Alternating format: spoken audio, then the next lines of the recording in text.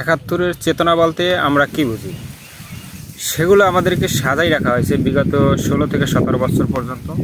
শুধু আমাদেরকে দেখানো হয়েছে, বোঝানো হয়েছে 71 মানে বাংলাদেশ, 52 মানে বাংলাদেশ, 75 মানে বাংলাদেশ, অমুক তমুক সমুক এগুলোই দেখাচ্ছে। অথচ উন্নয়নের নামে কিছুই নেই।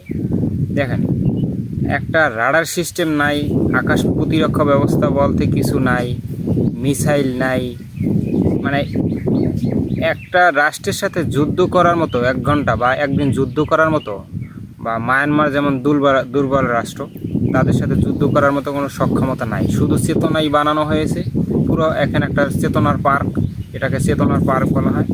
তো এই চেতনার পার্কে আমি ঢুকলাম, দেখলাম যে আওয়ামী লীগের আমলে তার বড় এক নেতা এই চেতনার পার্কটা বানাইতে প্রায় 100 কোটি টাকার মতো নাকি বাজেট নেওয়া হয়েছে, প্রায় 1 কোটি টাকা।